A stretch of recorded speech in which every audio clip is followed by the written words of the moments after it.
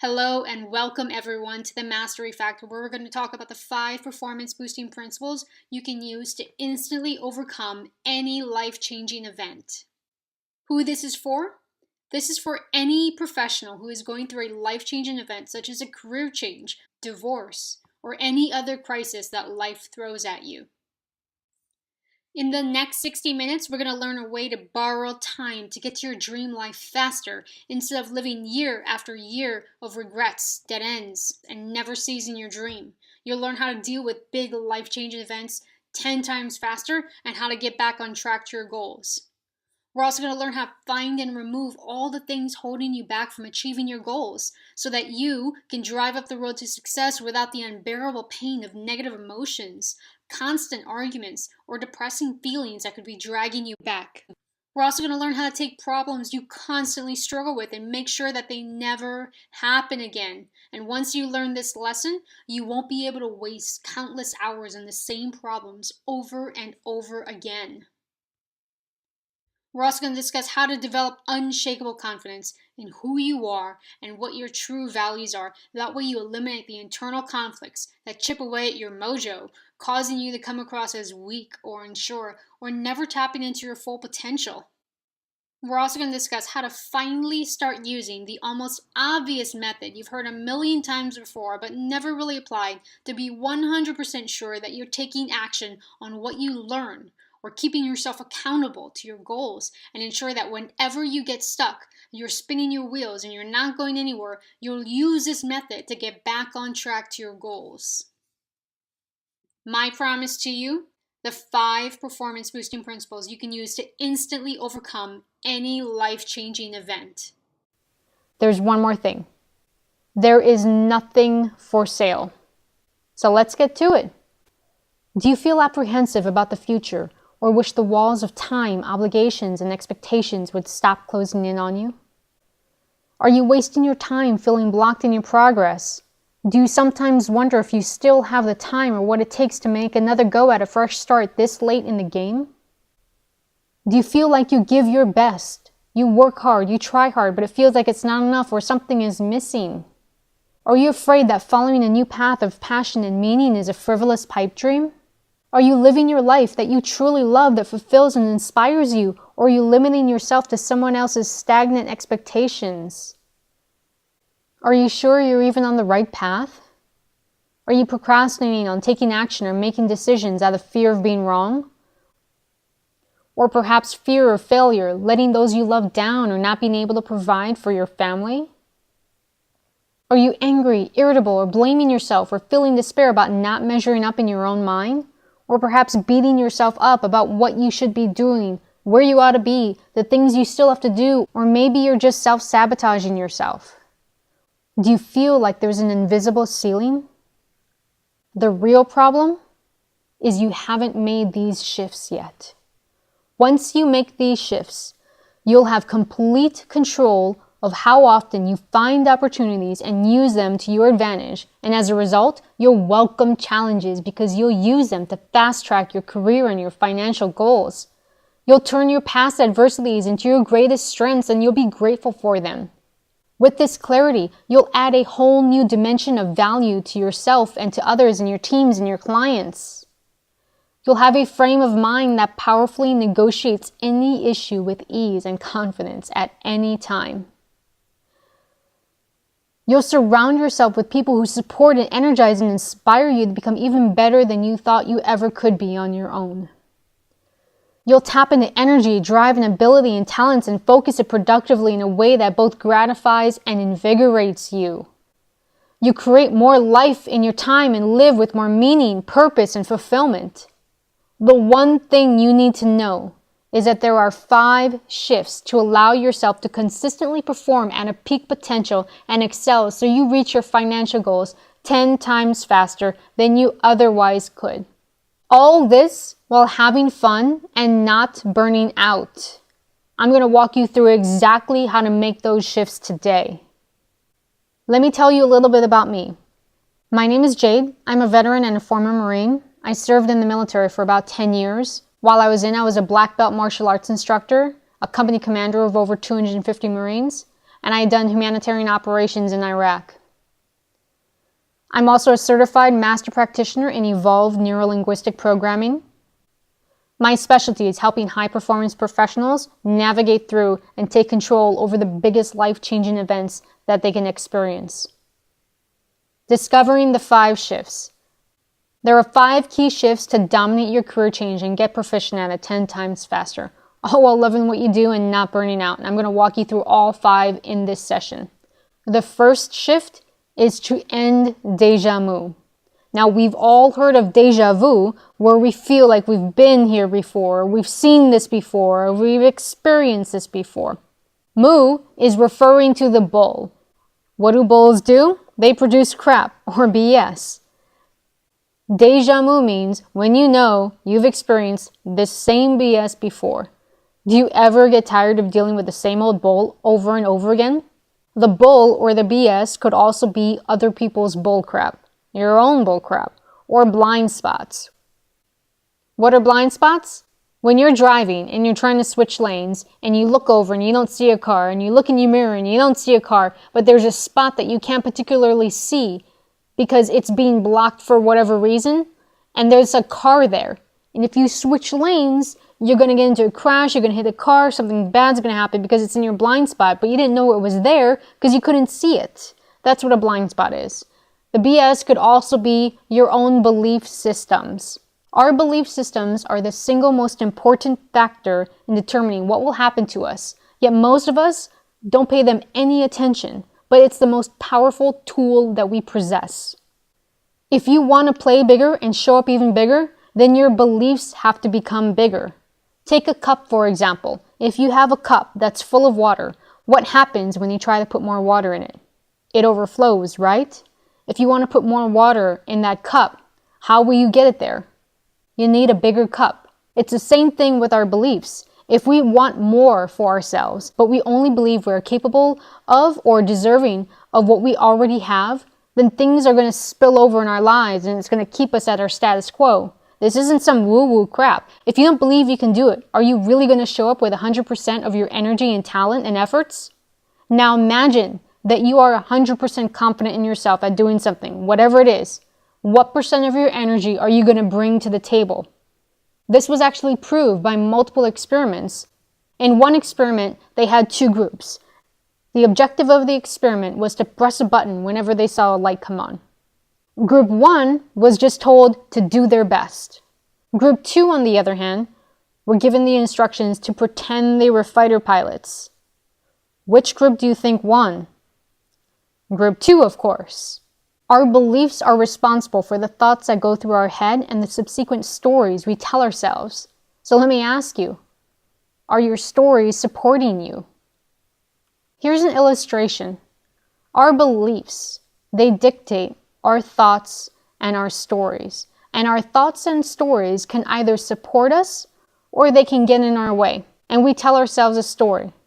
For example, I can't do this because. Basically, what we're saying is that story, that because, is more important than taking our life, our business, and the lives of the people we love and care about to the next level. Our thoughts and our stories lead to our attitude, and our attitude leads to our actions, and our actions, they lead to our results. What if we don't like our result? What if we want a different result? The problem is, when our desires are in conflict with our subconscious beliefs will always dominate. You may be able to fight it for a while, but in the end, it's always going to win. Hence, roller coaster results. What are roller coaster results? When everything seems like it's going great, we're climbing up, we're moving on up, and all of a sudden there's a sudden plunge. Where in your life have you been getting roller coaster results? Einstein once said, you can't solve a problem with the same thinking that you use to create them. This is what happens when limiting beliefs get in our way. After we're born, like a computer, we begin to acquire programs or beliefs. By the time we're 6 years old, we have 80% of our programs in place. What happens is there's an incident. It could be negative, it could be bad, it could be painful. It creates a limiting belief. Now the arrows are going both ways because these limiting beliefs are like self-fulfilling prophecies. And as we go throughout our childhood, incidents keep occurring that will support those limiting beliefs. By the time we're 12 years old, we have 90% of our programming in place. By the time we're 18, we have 95% of the programs in place. And they keep reinforcing each other.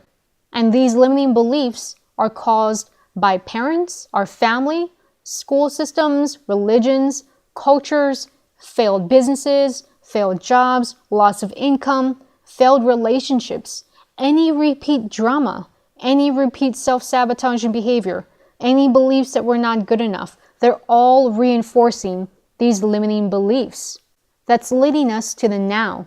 And right now, what we want is we want more money, we want more relationships, we want a better, more sustainable source of income because we think that's going to create love, happiness, purpose, fulfillment, give us something to have as a legacy, create more time in our life to do the things we want with the people we love, wherever we want to be. But it doesn't. And when it doesn't, it causes stress, it causes depression, it causes us to feel overwhelmed, to feel fear, to feel doubt, to feel anxiety, to have poor health. And these limiting beliefs, if unchecked, will affect our future. And they're going to continue to affect our future. And it goes on and on and on until we get to a place where we wonder, how the hell did we get here? And it's covered in our bullcrap. Have you ever felt like you're dealing with a 12-year-old sometimes? Well, in essence, you actually are. Whenever you butt up against a limiting belief of someone else's or your own, you're basically reverting back to the time when those limiting beliefs are formed and you're responding in the same way you responded back when you formed those limiting beliefs. So imagine again a car. If you are out of alignment, is the car going to drive straight? Or are you constantly correcting it? Because if you don't correct it, what's going to happen? You're going to barrel into the car next to you. How is this any different from life? So how do you get to the future you desire? You do this by taking the biggest issue, the biggest block that you have right now. You go back, you get to the root cause, and you remove it by gathering a lesson, by learning from it. What's the positive lesson, the positive takeaway from it? And once you find out what it is and you integrate the learning, you completely change the trajectory of your life. Then another issue rears its head. You go back, you go to the root cause, you find the positive lesson, you find the positive learning, you integrate it into the now, and again, you change the trajectory of your life. And you keep doing this with every obstacle that gets in your way, systematically, rinse and repeat. Eventually, you get to the future you desire. And that is what gives you the love, the happiness, the purpose, the fulfillment, creates that legacy and gives you more time, which in turn is what really creates more money, better relationships, a more sustainable, fulfilling income. Here you are, searching for a solution to the problem, trying to find your path, trying to find your way out of this mess. Or maybe you have an idea that you're running with, but you've got a bunch of bull and it's blocking you. And because you're blocked, you can't see your true path. All of this blinds you. And if all of this is blinding you, how can you know for sure if you're going the right way? How do you know you're taking the most efficient route? How do you even know if you're even going to the right destination? How will you even get there, if at all? Maybe you didn't enjoy your last career. Maybe you went that route for the wrong reasons. Wouldn't you want to be sure that you aren't making the same mistakes again? You see, the good news is that the belief that's running this story was created in an instant at a significant emotional event that happened during the imprinting period of our childhood. A belief was formed, a decision was made in an instant, which means if done right, a new belief can be formed in just as short of amount of time. Because if you want new results, you have to change your belief. There are 3 reasons why someone would be holding on to a limiting belief. The first one is that they aren't aware of them. But the fact that you're on this webinar right now means that you are aware that something is up, that there is an issue, that the issue is with yourself, and the only way through the problem is through yourself. So that's awesome, and congratulations. The second reason is that you are aware of them, but you just don't know how to uproot them. The third reason is the most insidious reason of them all, and that is because you have secondary gain. Secondary gain is the benefit or the benefits that you get from not overcoming a problem. Secondary gain can be that we get to blame others. We get to stay where we're at, where it's comfortable. We can deflect the attention to someone or something else. We get to validate our way of being. We get to get sympathy from others. We get to feel entitled. We get to manipulate others. We don't have to show up, or we get to look good and we get to be right and we get to feel validated. However, there are payoffs and they are just as high. The payoff is your power. It's your time. It's your self-esteem. It's the amount of opportunities you have. It's your energy. It's your self-worth. It's your peace. It's your happiness. It's the amount of control you have. It's the quality of friends and friendships you have. It's the quality of your connections, the relationship with your children, your family. It's everything. What's interesting is that people say they don't want drama, but if they have it, it's because you're allowing it in your space. It's giving you something. You have secondary gain towards it. Secondary gain can be as simple and insidious as feeling good, because in the moment, didn't it feel good to blame others so we don't have to take responsibility? To shine the spotlight on someone else by criticizing them so other people don't see our flaws? To be self-righteous about our views? To make ourselves feel betrayed so we can make someone else wrong? It feels good in the moment to get angry because it's a quick way to feel powerful, isn't it? And it feels good to be right. We've all done it at some point. We've seen family do it. We've seen friends do it. We've seen loved ones, co-workers, bosses, genders, races, political parties, and even nations doing it. But it's also our ultimate weakness. Let me ask you, how much has all this bull already cost you? So how do we shift those beliefs? In my course, The Mastery Factor, we use various techniques. One of the most potent techniques I have is what I call personal archaeology, and it's derived from an NLP technique called timeline therapy. I'm going to share it with you right now so you can get started using it in your own life. This technique is where you ask yourself a series of questions and free write. In order to get the most out of it, though, it's best to do it when you're relaxed and not pressed for time. Find a quiet environment where you'll be undisturbed and not distracted. It's best to turn off all your phones, Facebook, email, etc. Get centered. And when you are, ask yourself a series of questions. What's one thing that you're currently working on or trying to create that you're struggling with right now? What are all the things that you let get in the way? What are all the excuses and reasons that you let become more important than taking this particular situation to the next level? Is there a connection between them? If so, what is it? Why did you let all those reasons become more important than what you're trying to create right now? Notice that the line of questioning isn't what out there is stopping me or who out there is stopping me. Because it has nothing to do with other people. Because people will be people. Life will be life. Both will happen. Changing them or something outside of you isn't in our control. But changing ourselves absolutely is.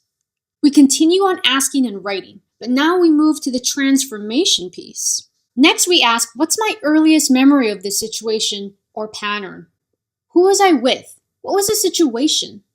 This is usually between ages 0 to 6 because, again, that's when we have 80% of our programs in place. It's rare, but not impossible for the incident to have occurred between ages 6 and 12, which, again, is when we have about 90% of our programs in place. We want to get to the root cause, so if the incident you think of is later than 6, try to think of something even earlier, but don't spend too much time on it. Next, we ask, what's the lesson that I can learn about myself that once integrated that would resolve that old wound and subsequent ones like it? Once we find the lesson, you ask yourself, who do I need to become to rise above this situation? What qualities must I embody? What qualities must I strengthen within myself? What would it look and feel like to be that person? What's one thing I can start doing every day to become even more of that? And that is how you finally get to the future you desire without having to deal with those old limiting beliefs and patterns that are getting in your way. You spent your entire life dealing with it. Hasn't it been long enough? Isn't it time to let go and move on? Once that one lesson becomes a habit and fully integrates into who you are, what's the next thing that we can work on? You can use this to elevate every area of your life, your health, your business ventures, your finances, your relationships, your life's work, your performance, your emotional well-being, and anything else you intend to improve on. You can apply this technique to rinse and repeat. I want to share an example about this. I worked with a gentleman. His name was Mark. He works in the precious metals business. He had a practice of sending all of his employees to training to make them even more competent and even personal development training. Why? Because it made them better team players. It gave him a more cohesive culture, and it gave his team a common language and means to be on the same page, especially when it came to resolving conflicts. He fronted the money for the training and even the travel. This one particular time, he sent this fellow named Ryan to the training. He wanted Ryan to be a manager, and after coming back from a 7-day training out of town, Ryan came back and told Mark that he didn't want to work for him or anyone, and he wanted to be his own boss. Now, Mark could have gotten angry and felt betrayed. You see, before he did this work, that was his old pattern that he had in the past, to find all the things he'd done for someone else, and when their future actions didn't match up to his expectations, he'd feel used and betrayed. He realized that this was a reaction that he had learned from his parents, who were resentful of each other. He realized that no matter what and how much you do something for someone, it doesn't give you the right to dictate their future reaction, to create certain expectations, to demand those expectations, and to get upset when they aren't met.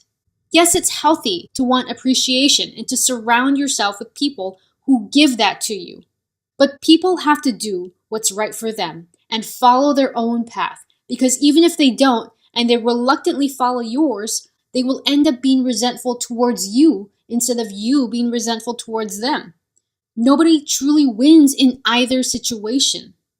The lesson for Mark was to seek win-win scenarios instead of creating a my way or the highway one. Therefore, instead of criticizing Ryan, he respected his decision. They worked out a repayment plan for the training, and then they parted on good terms. Years later, Mark became disenfranchised with the business. He was tired of it. As a result, he was developing health complications. He was chatting about it with Ryan one day, and Ryan suggested he change careers and even encouraged it. Ryan went so far as to make an offer on Mark's business, and Mark agreed. The money from selling his business let him not only take time off, but also start a new one that he loved. Had he fell into his old habits of blaming and holding grudges, this revelation and opportunity would never have come to pass. Do you or someone else you know have a similar story? Do you see how this applies to everything in life? When you end déjà vu, you let go of stress, anxiety, blinders, and anything that's holding you back. You open doors, you create opportunities, not just for your work or your career, but your relationships, your family, your kids, your coworkers, your health. You end the downward spiral that created whatever situation you're dealing with right now and future ones like it. Because if you don't end it now, you're going to continue to have them pop up again and again until you finally learn the lesson and you break the cycle. The next shift is to create more time. Here we are now. This is our desired future up here. But we've got something like this in the way. We've got a problem. How do you know how to get there? How are you going to find your way through it? How do you know which path to take? And aren't you tired of wasting time hitting dead ends? Isn't this a very reactive frame of mind? When you're sitting amid a vast expanse of possibilities and dead ends, the pressure cooker of expectations and impatience is on. And sometimes you can even feel paralyzed, can't you? And what if you go in the wrong direction? Then you'll have wasted time, and time is finite. And sometimes it feels like everyone else is so far ahead. Everyone else seems happy and successful. Everyone else is climbing the ladder, earning more money, making a difference, mattering. And we're stuck trying to solve this problem, trying to get to the future we desire. And all these little blocks and obstacles, there are fears, our limiting beliefs, they're distractions. How do you reduce the amount of options that are distracting you? When are you going to stop wandering the hallways of life? What if instead, using the same concept as the last shift, going back and uprooting limiting beliefs that no longer serve us, learning from the lesson, bringing it back to the now, creating a better future? We can take it a step further and we can layer on a technique that was first introduced by Napoleon Hill, the author of Think and Grow Rich. He called it the Invisible Counselor's Visualization Exercise, where he would imagine a panel of powerful people such as Paine, Edison, Ford, Carnegie, and he would ask them for their advice, or he would watch what they would do.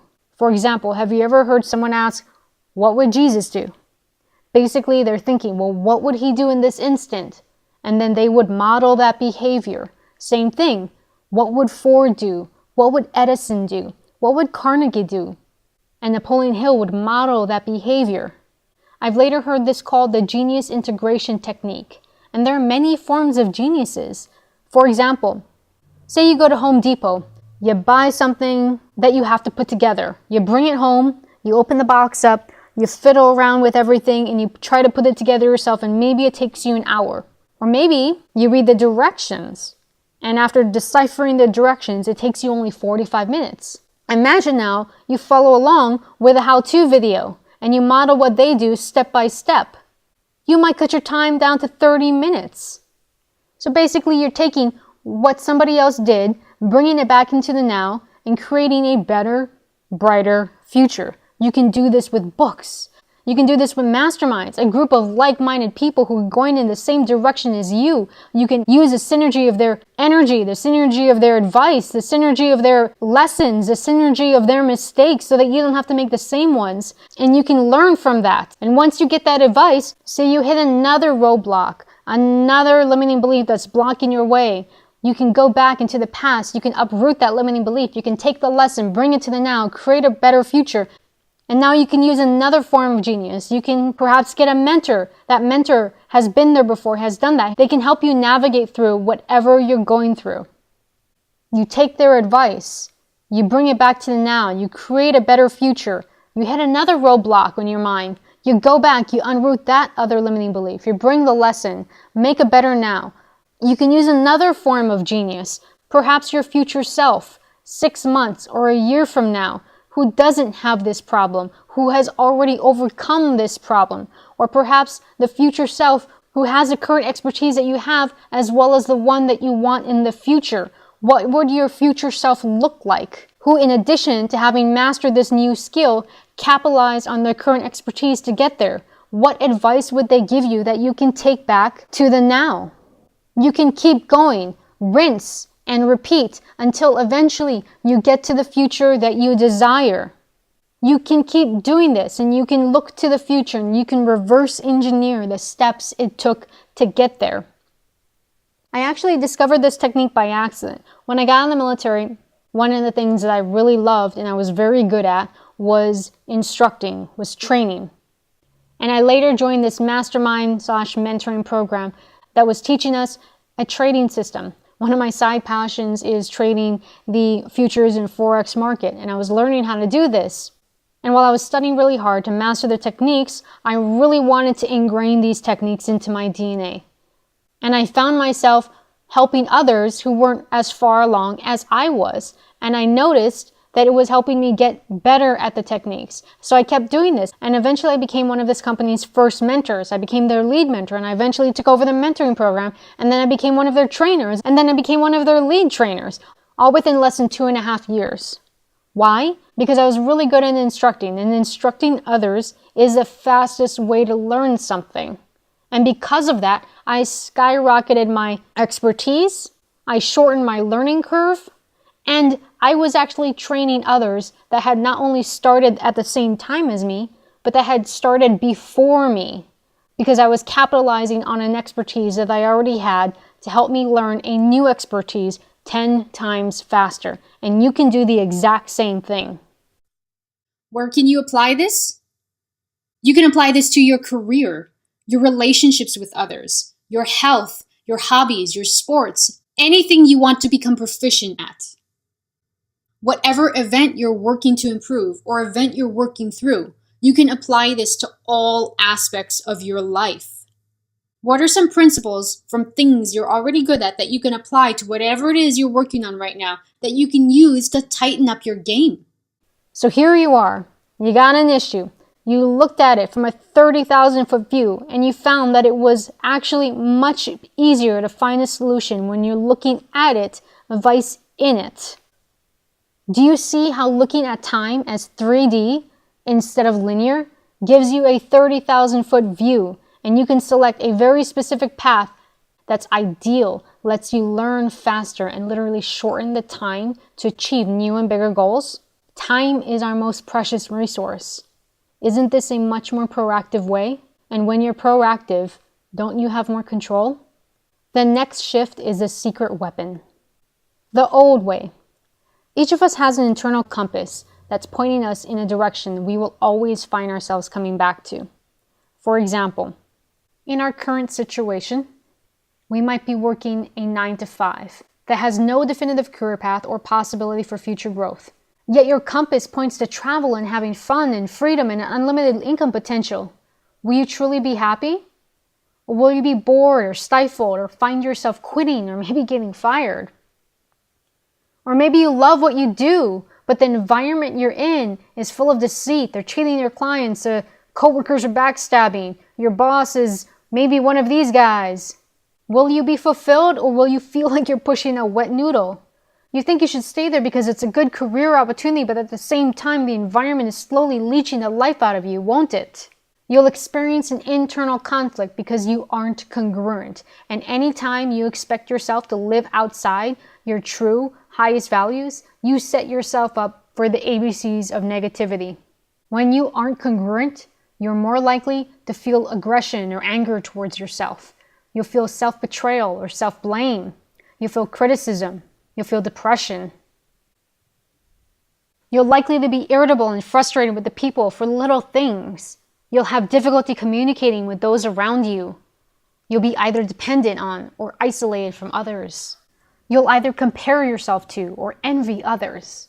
You'll settle for less than what you truly love and what you're truly worth. You'll feel torn and at odds with yourself. You'll be careless or self-sabotaging. You also may have volatility in your relationships. Other people will bully or walk all over you, or you'll be doing that to others. You'll put the desires of others before your own to please them, or you'll demand others to do that for you. The new way. Let me ask you, is it easier to get to work when there's no one else on the road, or when the road is congested? Is it easier to see the road on a crystal clear day, or when there's a heavy fog?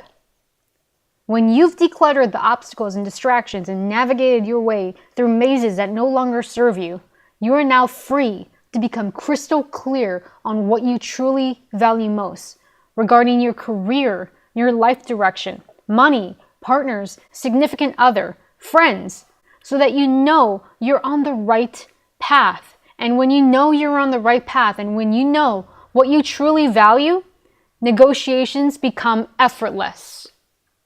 Why? Because you're aware. When you're aware, you can begin to harness the Badner-Meinhof phenomenon and also the confirmation bias.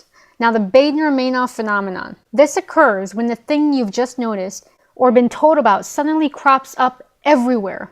It gives you the feeling that out of nowhere, pretty much everyone and their cousin are talking about the subject, or that it's just constantly surrounding you. For example, when I decided to buy my Mini Cooper, I started seeing them everywhere in parking lots, on the roads, in streets, and commercials. They were everywhere. You are totally seeing more of it. Not because it wasn't there before, but because your mind subconsciously decided to see more of it. A couple of things happen when this phenomenon kicks in. One, your brain seems to be excited by the fact that you've learned something new and selective attention occurs. Your brain subconsciously thinks, hey, this is awesome. I'm going to look for that thing without actually thinking about it. So now, you're not looking for it, you just find it everywhere. To make it even more powerful, confirmation bias occurs after just seeing it once or twice. In other words, you start subconsciously agreeing with yourself that, yep, you're definitely seeing everything everywhere.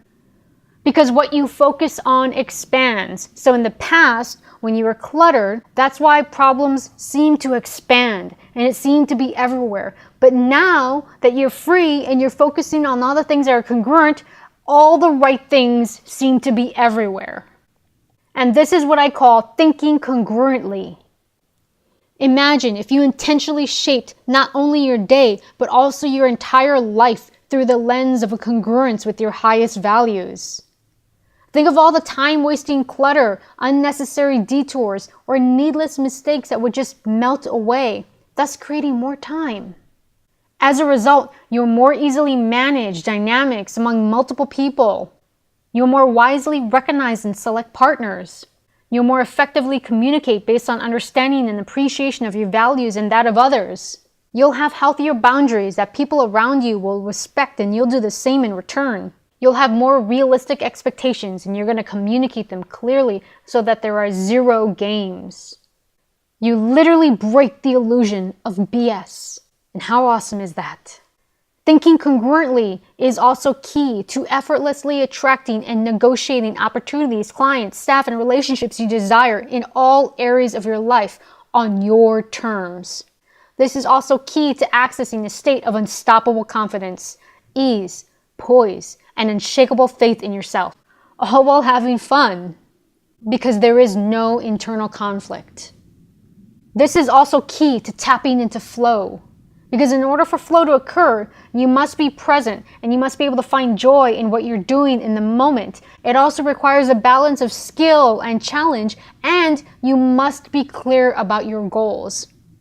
In a state of flow, you experience an increase in your performance and your creativity exponentially. You feel genuine satisfaction and greater happiness. You tap into your inner genius. You learn 10 times faster. You lose track of time and you achieve mastery.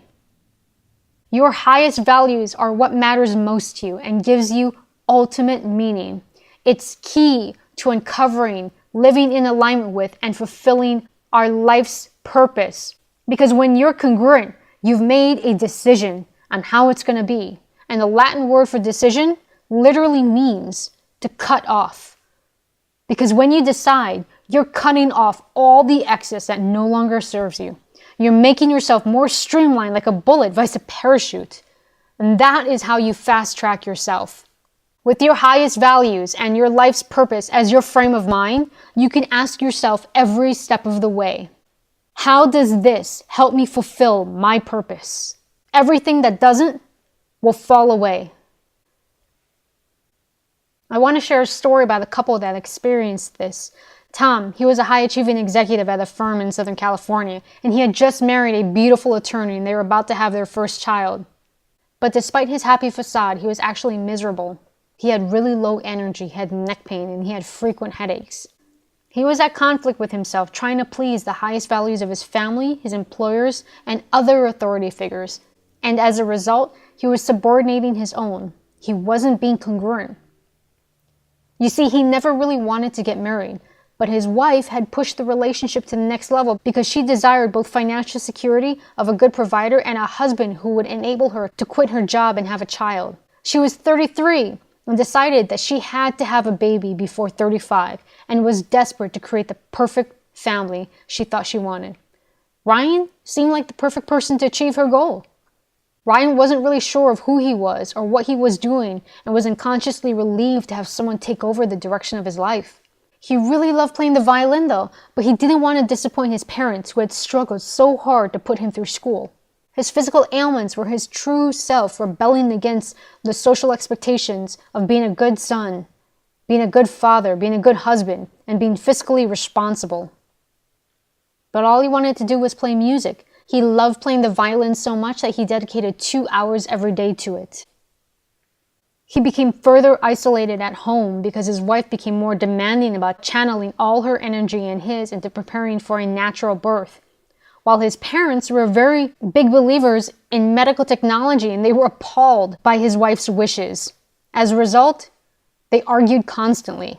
Each of them were facing challenges of their own social beliefs that were limiting them, and as a result, they were focusing on changing other people's point of views and other people's values. His parents could only focus on using advanced medicine, having a good son with a good job. His wife was so focused on having a natural birth, having a husband who provides, and having the perfect family by 35. Ryan was so focused on trying to be a good son and trying to be a good husband and trying to be a good father and a good provider. But then tragedy hit, and the baby was a stillborn, and everyone was devastated. They did try to make the best of it, though. They used the experience to dig deep. The process of thinking congruently requires us to first elicit the values that we've been operating on in our past up until now. We shift those values with the same techniques we use to end déjà vu, such as personal archaeology. Through these processes, his wife realized that she couldn't control birth. She questioned why she wanted this child so much on this particular schedule. She realized that she had married Ryan for all the wrong reasons. Ryan was forced to take a look at his true values. He realized he'd also married her for all the wrong reasons as well. And they were able to negotiate an amicable divorce to the point where they're still really good friends. He followed his dream of music, became a respectable performer, and eventually performed at Carnegie Hall. After their divorce, his ex-wife moved to Florida. She eventually became a full-time yoga instructor and attracted a wonderful man who was owner of a construction company, and they eventually got married and had kids by the time she was 35. Maybe you didn't enjoy your last career, relationship, or situation. Or maybe you did, but something changed. Maybe you went the route for the wrong reasons. Or maybe your reasons changed. Wouldn't you want to be sure that you aren't making the same mistakes again and that you are on the right path for the right reasons? Or maybe you are on the right path, but something changed that rocked you and you need to find your way back. Do you see how being congruent with society and others instead of ourselves can cause so much friction, make us feel trapped, or create a ticking time bomb? Do you see how this not only applies to your career, but also your spouse, your partner, your family, all aspects of your life, and your entire future? Do you see how this is a total, fundamental shift in your approach, your assumptions, and how you've been doing things in the past up until now? The next shift is to diffuse the minefields. I used to remind myself all the time when something would happen. Nothing has meaning except the meaning I give it. Tony Robbins once said, "You see, it's never the environment, it's never the events of our lives, but the meaning we attach to the events, how we interpret them, that shapes who we are today and who we will be tomorrow." So the old way. Imagine you learn something new, you make a change, you decide that you want to have a win-win approach to everything you do. But you go back and you don't shift the environment around you to support you.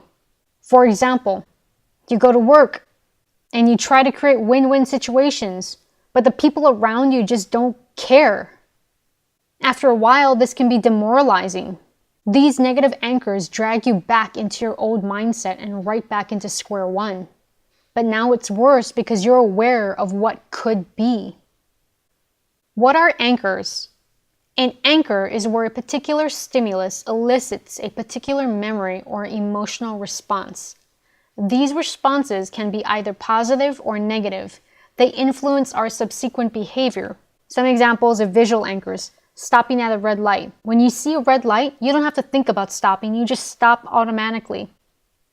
Some auditory anchors. Songs, for example, that take you back to a time or place where you had fun. Or maybe the song reminds you of a failed relationship or someone you lost. Another example is a police siren. You can see one behind you and hear one behind you, and all of a sudden you feel this anxiety. And it may not even be for you, but it's automatic. Some things about anchors. They are instant. They're like hot buttons. And if they're negative, once the button is pressed, our mood takes a dive no matter how much positive thinking we do. They're automatic or unconscious. They work very quickly, and often, again, our mood takes a dive before we realize what is happening. They're immune to positive thinking.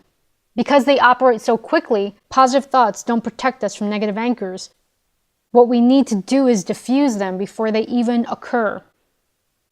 The new way is to work with your environment, vice against it. The first step towards success is taken when we refuse to be captive to the environment in which we find ourselves in.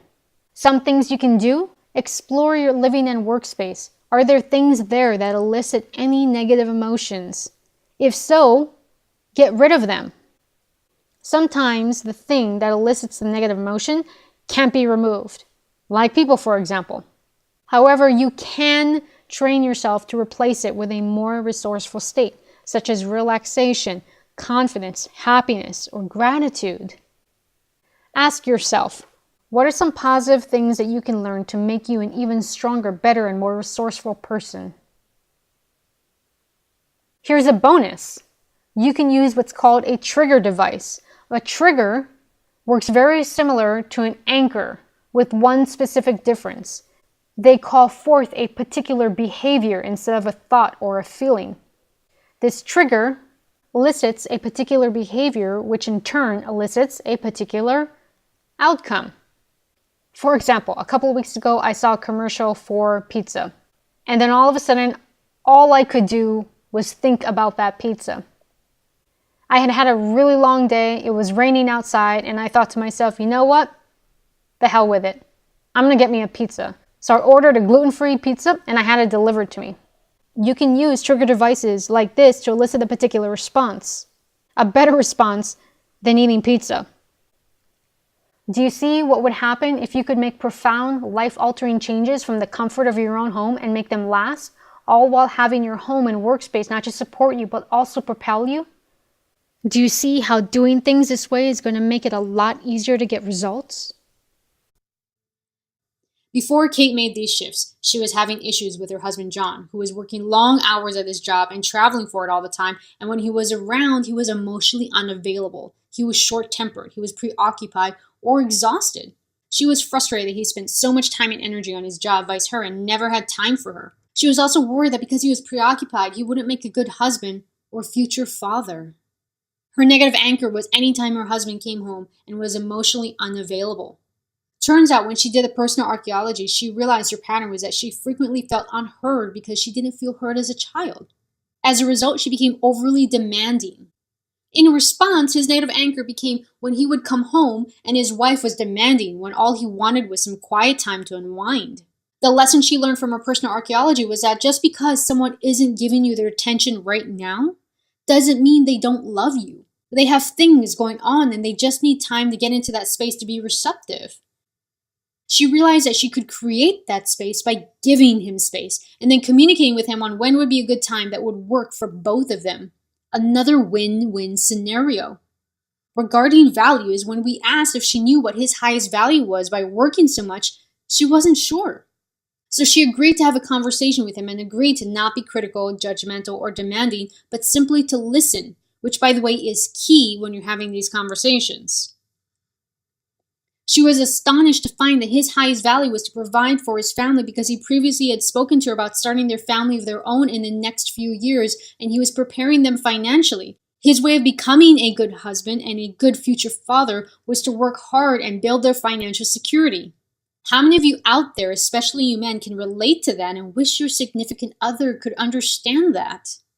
You see, they were both thinking congruently in terms of their own highest values, which was communication for her and financial security and quiet time for him. But they weren't understanding each other in terms of the other person's highest value. They were projecting their own highest values onto the other person and then faulting the other person for not acting accordingly. One of the biggest sore spots was a husband's wish for quiet time after work. He would come home tired and wanted some space to unwind. He experienced his wife's desire to talk as soon as he came through the door as one more demand and a lack of appreciation. Now, instead of seeing her husband as unavailable or as withdrawing, she was able to see it as an expression of love for her, because that's how he saw it. When she understood his highest value, she was able to appreciate his quiet time and now could communicate in a different way and express her highest values in terms of his highest values. Instead, she would say, "Hey babe, welcome home. After you settle in, I wanted to go over a few things that I was working on that I wanted to run by you. Would that work, or would another time be better? You see, by being open-minded and willing to understand and learn to communicate in terms of someone else's values, she was able to work with her environment, which in this case was her husband. Because when you communicate in terms of other people's values and their ways of thinking, you create real communication and understanding, and you can truly influence others. Vice the old way of simply communicating your own message in the same way over and over again without having any impact on the other person, which, by the way, is a definition of insanity, doing the same thing over and over again with more and more vigor and expecting a different result. Instead, she was able to see and understand a different perspective on his need for space, and therefore it no longer had a negative emotional charge. This in turn released his negative anger about coming home to what he previously perceived as a demanding and unappreciative wife. It allowed them to both have more peace, harmony, authentic communication, and to just be happier together. You see, when we have negative anchors, we tend to unconsciously vilify the other person for reasons that may not be true, for reasons that we made up because it matches a pattern that we experienced in the past. And we are replaying that same pattern and that same drama over and over again and project it onto the other person when it's not even real. Think back to all the times you might have vilified someone because you thought they were doing something hurtful to you without even verifying for sure if it was true or not. Or maybe you did find out and it wasn't what you thought. Or maybe you never found out at all. How many times have you done it to the people closest to you, whom you love the most in this world? Look around us. How many times do you see people doing this on a daily basis? People we work with, of different races, political parties, nations, all because we have a different point of view. You see, we don't live in reality. We inhabit our perception and interpretation of reality. And we each perceive and interpret things uniquely, which is why misunderstandings occur so much in the past. So Kate learned how to do all this and how to speak in such a way that he immediately understood instead of wasting time and energy with the old way. As a result, she was able to communicate more effectively. And this is where we get into the finer, more advanced models of neurolinguistic programming and communication mastery, which we cover step by step and in depth in my course. And with these insights and skills, Kate taught her husband how to do the same so that they both get what they want without minimizing themselves or giving up their highest values, thereby diffusing this particular landmine at home, possibly even saving their marriage. You know that saying, know thyself? It's become such a cliche today, but this is what it really means. The possibilities for this is applicable in all aspects of our life. Remember, happy spouse, happy house. Are you beginning to see how whatever life event you're currently dealing with, it has its own set of minefields and it differs from person to person? Do you see how certain anchors in your home and work environment aren't eliciting your best self? And when you aren't at your best self, how are you going to be able to give your best responses? And when you don't give your best responses, you get more of what you don't want, vice more of what you do desire. Do you see how doing things this way is going to make it a lot easier to get the best results without all the hassle? Do you see how this is a game changer in both your career and personal life? Because no matter what life-changing event you're working through right now, you're navigating some form of a minefield. By freeing yourself of these minefields, you're allowing yourself more time, space, and energy to focus on more meaningful things. Because when you change, the world around you changes. And isn't that good to know? Let me ask you, what would it be like to have someone in your corner that when something comes up, they can guide you through it so that you can get to your place of Zen that much quicker? How awesome would that be? What would that be worth to you? How do you get that? By investing in mentoring. Everyone should have a mentor. Mentoring brings two things. It brings new ideas and it brings accountability. You see, you've had new realizations right now that you would never have had if you hadn't been on this webinar, if you hadn't made time to show up. A good mentor will guide you to uncovering some amazing ideas and lessons and make sure you act on them and call you out respectfully when you don't. An epic mentor will also put together a group of people all working on similar goals going in the same direction, which multiplies the effectiveness exponentially. Now, word to the wise, and this is something that's very important to me. Make sure that whoever you pick is a product of their own work. Make sure that they practice what they preach. I once had a mentor. She was an exquisite trainer, hands down, one of the best I've ever seen. But she didn't practice what she preached. And as a result, her life behind the scenes and her business were in shambles. And it was really a shame. And while I appreciate everything I learned from her, and I appreciate all the lessons I got from the situation, I've made a decision that I only work with people who hold themselves to the highest standards, who are products of their own work, who practice what they preach. Especially when it comes to working on your mindset, I'm not going to let anyone in my head who doesn't have their crap together. And as for me, I do this work on myself constantly. I'm constantly holding myself to the same standards that I teach.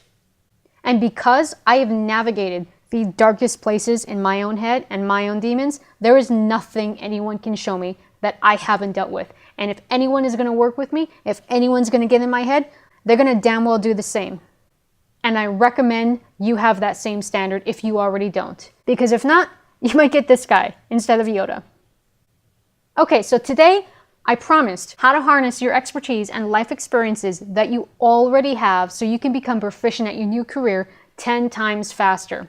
How to systematically crush any fears, doubts, or anxieties around your new career so at any time you can call forth a state of unstoppable confidence, ease, poise, and unshakable faith in yourself, all while having a little bit of fun.